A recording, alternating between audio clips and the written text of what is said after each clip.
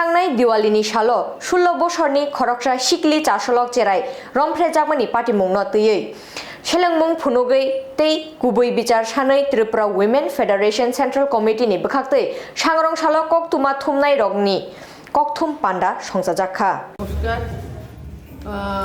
সবাইকে মিডিয়া বন্ধুদেরকে আমার শুভ দীপাবলি এবং TWF ত্রিপুরা উইমেন্স ফেডারেশনের সেন্ট্রাল কমিটির সভানেত্রী অ্যাডভাইজারি চেয়ারপারসন এবং TWF এর ভাইস প্রেসিডেন্ট সেক্রেটারি বিভিন্ন পদাধিকারীরা রয়েছে।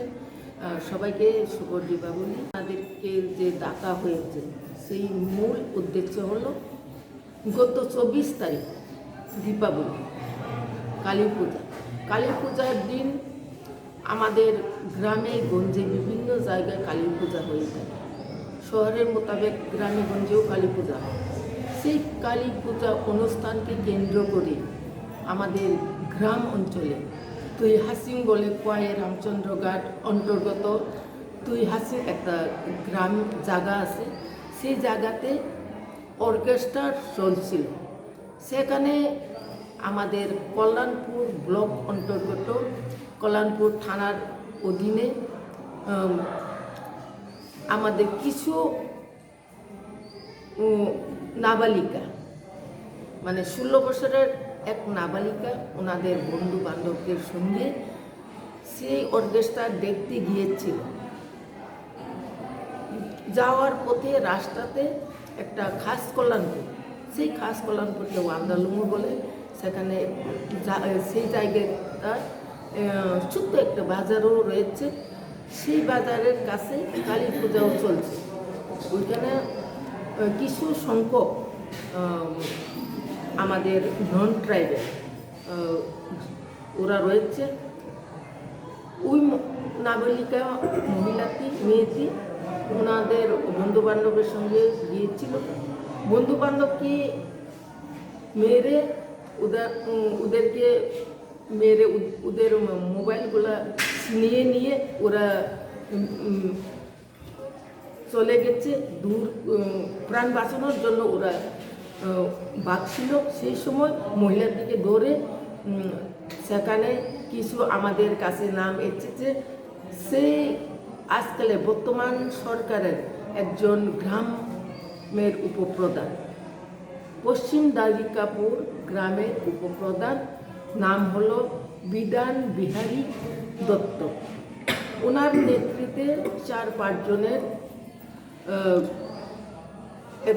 লোক ওনাকে নিয়ে দর্শন করেছে। পরের দিন ওনাকে বন্ধু বান্ধব ওই দিন ওনাকে খোঁজাখুঁজি করে পেলাম না। ওরা বাঁকতে কোথায় গিয়ে জঙ্গলে গিয়ে বাঁকছিল। সেই সময় পুলিশদেরকে জানানো হয় আমাদের সঙ্গে একজন মেয়েকে ওরা নিয়ে গেছে। তো সেই সময় পুলিশরাও জানাজানি হয়ে রাত্রে খোঁজাখুঁজি করে পেল না সেই মেয়েটিকে। পরের দিন ওই মেয়ে নিজে অজ্ঞান। ঘটনাটা কল্যাণপুর বাজারে আরএস পাড়ার মূল ঘটনাটা হয়েছে যে আমাদের অমর খাস কল্যাণপুর, দারিকাপুর খাস কল্যাণপুর। আচ্ছা, আর মেয়েটার বাড়ি কোন জায়গায়? মেয়েটার বাড়ি হলো আরএস পাড়া। আর আপনার কাছে কতজনের নাম এসছে যে এটা মূল অভিযুক্ত? 5 জন। 5 জন। কোন থানাতে মামলাটা হয়েছে? থানা তো কল্যাণপুর পিএস। কল্যাণপুর পিএস। এটা কি পরিবার তরফ থেকে করা হয়েছে নাকি আপনাদের সংগঠন থেকে করা হয়েছে? না, পরিবার থেকে করা হয়েছে, আমাদের সংগঠন থেকেও করা হয়েছে।